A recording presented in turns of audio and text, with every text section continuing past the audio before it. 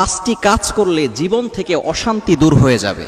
আপনার লাইফে যত দুঃখ আছে, যত কষ্ট আছে, অশান্তি আছে, আপনি যদি আপনার লাইফে সকল ধরনের কষ্ট দূর করতে চান, তাহলে এই পাঁচটি আমল আপনি নিয়মিত করবেন, নিজের উপরে বাধ্যতামূলক করে নেবেন। তাহলে সকল ধরনের কষ্ট থেকে, অশান্তি থেকে আল্লাহ তাআলা আপনাকে হেফাজত করবেন, প্রটেক্ট করবেন, যদি আপনি পাঁচটি আমল নিয়মিত করতে পারেন। অনেক সময় আমরা ডিপ্রেশনে ভুগি, ফার্স্ট্রেটেড পিপল যারা আছে সবসময় ডিপ্রেশনে থাকে, দুশ্চিন্তা থাকে, কি করবে কোনো কুলকিনারা খুঁজে পায় না, অশান্তি দূরই হচ্ছে না, ঘর থেকে, সংসার থেকে অশান্তি যাচ্ছে না। পাঁচটি আমল নিয়মিত করবেন। নাম্বার 1, এক নাম্বার হচ্ছে যথাসময়ে নামাজ আদায় করবেন, সময় মতো নামাজ আদায় করবেন। কেননা আল্লাহ তাআলার কাছে সবচেয়ে প্রিয় আমল হচ্ছে আস-সালাতু লি ওয়াক্তিহা, সময় মতো নামাজ পড়া। নামাজ মিস করবেন না।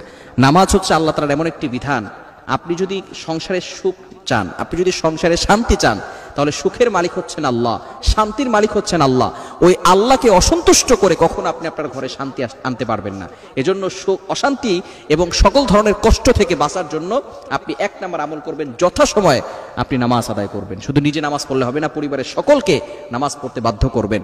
কেননা নামাজ প্রত্যেকটা মানুষের জন্য, বিশেষ করে যে সমস্ত ছোট ছোট বাচ্চারা আছে তারাও আপনার দেখা দেখি নামাজ পড়বে।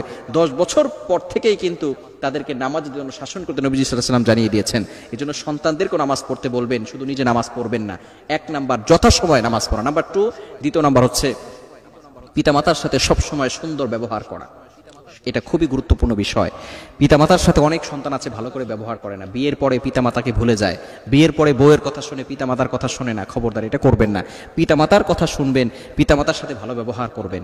কারণ আল্লাহ পাক রব্বুল আলামিন জানিয়ে দিয়েছেন, পবিত্র কোরআনুল কারীম খুলেন 15 নম্বর পারা 3 নম্বর পৃষ্ঠার 6, 7, 8, 9 নম্বর লাইনগুলোতে সূরা বানী ইসরাঈলের 23, 24, 23, 24 নম্বর আয়াতগুলোতে আল্লাহ তাআলা জানিয়ে দিয়েছেন, ওয়া ক্বাদা রাব্বুকা আল্লা তা'বুদু ইল্লা ইয়্যা ওয়া বিল ওয়ালিদাইনি ইহসানা।